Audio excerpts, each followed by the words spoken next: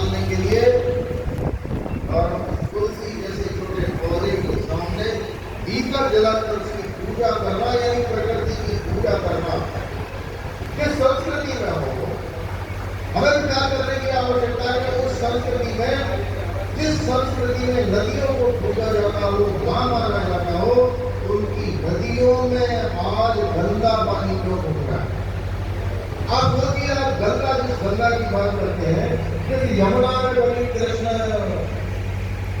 यमुना के किनारे घूमते थे, उसके अंदर आप कल्पना कर सकते हैं आज उसके पानी को हम चुल्लों में लेकर आचमन कर सकते हैं क्या। ये गंगा ये यमुना किसने मिलेगी। और इसलिए हम विचार करते हैं कि जब वंदे मातरम गाते हैं, सुजलाम सुफलाम शस्य श्यामलाम, वो कौन सी बात मान रहे हैं, सुजलाम सुफलाम गंगा। आज गंगा पीने लायक नहीं। इस देश के अंदर अगर 20 लाख से ज्यादा छोटे छोटे तालाब, कुएं, बावड़ी सूख गए हैं, कहाँ चले गए, कौन ले गया। और इसलिए ये जन जागरण मुझे करवाया जाता है कि इस बात के लिए यदि भगवान की सच्ची पूजा करनी है तो हमको जल देवता को पूजना पड़ेगा, जो हम पूजते। वृक्ष देवता की पूजा करते थे। मैं भी अरुणाचल प्रदेश और असम में जाकर आया, मैंने वह आश्चर्य देखा कि वहाँ साल में एक दिन वो वृक्ष की पूजा करते हैं।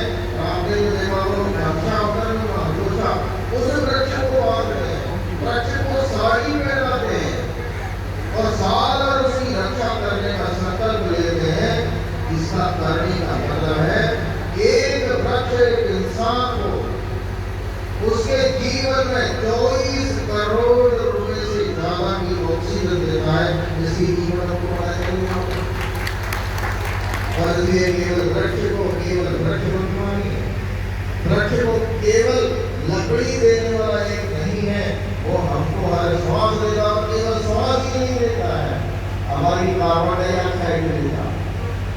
हम तो अपने अंदर से श्वास निकालते हैं तो कार्बन डाइऑक्साइड वो वृक्ष लेता है, हमें ऑक्सीजन देता है। उन वृक्षों के बारे में हमने क्या देखा शुरू कर दिया, उनको काटना शुरू कर दिया। और इसलिए हमको इस पर्यावरण को बचाना है मुख्य रूप से 3 चीजें करनी है। और 3 चीजें क्या है, मैं एक बात बोलूँ आपको दोहराना है। मैं कहूँगा पानी, आपको क्या कहना है, बचाओ।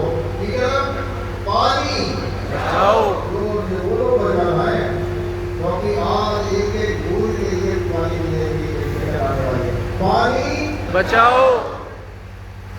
दूसरी बात है वृक्ष लगाओ, पेड़ लगाओ, पेड़ लगाओ, पेड़ लगाओ। ठीक है। और तीसरा है जो इस जमीन को, इस भारत माता को हम रोज जहर देते हैं, वो है ये प्लास्टिक और पॉलीथीन। आपको पता होना चाहिए जो हमारी थैली चलती है ना, दूध की थैलियों के कोने हम काटते हैं,